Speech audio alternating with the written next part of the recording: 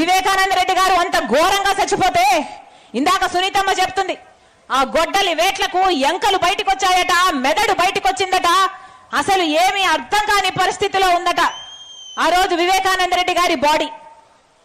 అంత ఘోరంగా వివేకానంద రెడ్డి గారిని చనిపోతే సాక్షి ఛానల్లో మాత్రం హార్ట్ అటాక్ అని చెప్పడం జరిగింది. ఎందుకో సాక్షి ఛానల్లో వివేకానంద రెడ్డి గారిది హార్ట్ అటాక్ అని ఎందుకు చెప్పారో జగన్మోహన్ రెడ్డి గారు సమాధానం చెప్పాలి పులివెందుల ప్రజలకు. జగన్మోహన్ రెడ్డి గారు సమాధానం చెప్పాలి పులివెందుల ప్రజలకు. ఆ రోజు వివేకానంద రెడ్డి గారు చనిపోతే సిబిఐ ఎంక్వైరీ కావాలి అని కోరిన మీరు, ఆ తర్వాత ముఖ్యమంత్రి అయిన తర్వాత నేను సిబిఐ ఎంక్వైరీ కోరితే అవినాష్ బీజేపీ పార్టీకి పోతాడు, నేను సిబిఐ ఎంక్వైరీ వేయలేను అని మీరు ఎందుకన్నారో జగన్మోహన్ రెడ్డి గారు ఈ పులివెందుల ప్రజలకు సమాధానం చెప్పాలి. ఇన్ని రోజులు హంతకుని పక్కన పెట్టుకోవడమే కాకుండా 5 సంవత్సరాలుగా కాపాడుతూ వచ్చారే, ఎందుకు రాజశేఖర రెడ్డి గారి తమ్ముడి విషయంలోనే మీరు న్యాయం చేయలేకపోయారో జగన్మోహన్ రెడ్డి గారు పులివెందుల ప్రజలకు సమాధానం చెప్పాలి.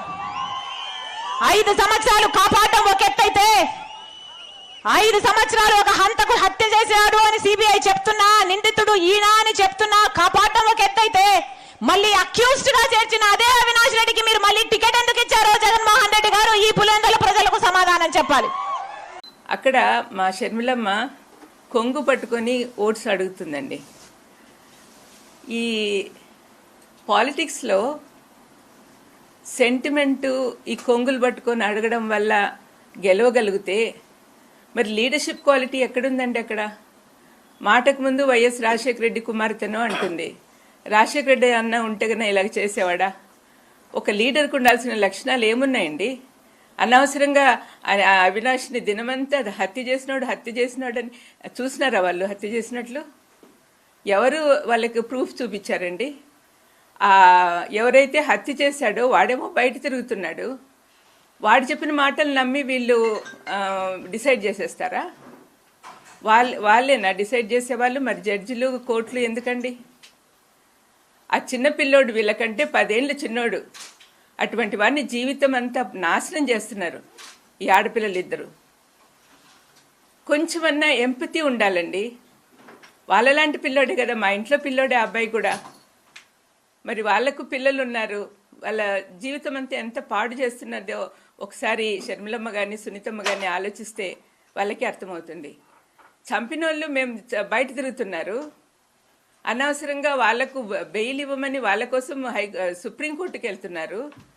కానీ ఏ పాపం చేయని మా భాస్కర్ అన్నేమో సంవత్సరం నుంచి జైల్లో ఉన్నాడు, అవినాష్కేమో బెయిల్ రద్దు చేయాలని వీళ్ళు తిరుగుతున్నారు.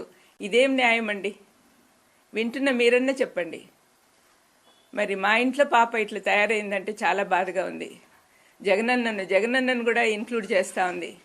సొంత అన్నయ్యను మామూలుగా శత్రువులందరూ ఒకటయ్యి మన మీద అటాక్ వస్తే మనం ఏం చేస్తాము? ఇంట్లో వాళ్ళందరూ ఒకటవుతాం, మనలో ఉన్న విభేదాలన్నీ పక్కన పెట్టేసి. కానీ దీనికి ప్రకృతి సిద్ధంగా లేదండి. ఇక్కడ అన్ని వ్యతిరేకంగానే ఉన్నాయి. అబద్ధాల జనకుడైన అపవాది కోరల్లో చిక్కుకోయినున్నారు ఈ అమ్మాయిలిద్దరూ. చాలా బాధాకరం అండి. రాత్రి నేను వీడియో చూస్తుంటే బీపీ సడన్గా రేజ్ అయిపోయింది. ఎంతమందికి అలా ఉన్నదో పరిస్థితి నాకు తెలియదు. మా కుటుంబాన్ని రాజశేఖరన్నను కానీ వివేకమన్నను కానీ ప్రేమించే వాళ్ళు ఎంతమంది ఉన్నారు. రాజశేఖరన్నను ఇప్పటికి కూడా కోట్లాది మంది మనసులో పెట్టుకొని ఆరాధిస్తున్నారు. నేను మీటింగ్స్కి వెళ్ళినప్పుడంతా ఎంత ప్రేమగా నన్ను ఆహ్వానిస్తారు. It's because of him only. మరి వివేకమన్నను చంపిన వాళ్ళు వివేకమన్న నాకు క్లోజ్ కాదా? ఒకగానొక చెల్లెల్ని నన్ను నెత్తిన పెట్టుకొని చూసుకునేవాడు. వాళ్ళిద్దరికి ఉన్న ప్రేమ కంటే నా ప్రేమ ఎక్కువ అండి. నేను గట్టిగా చెప్పగలను. వివేకమన్న అంటే నాకు చాలా ఇష్టం. మరి నాకు బాధగా ఉండదా? కానీ వాళ్ళు ఇవన్నీ రాజకీయంలో చేర్చి ఇంత అన్యాయంగా మాట్లాడుతుంటే ఏం చేయాలో తెలియని పరిస్థితిలో వాళ్ళ ఇంట్లో వాళ్ళందరూ ఏడుస్తున్నారండి.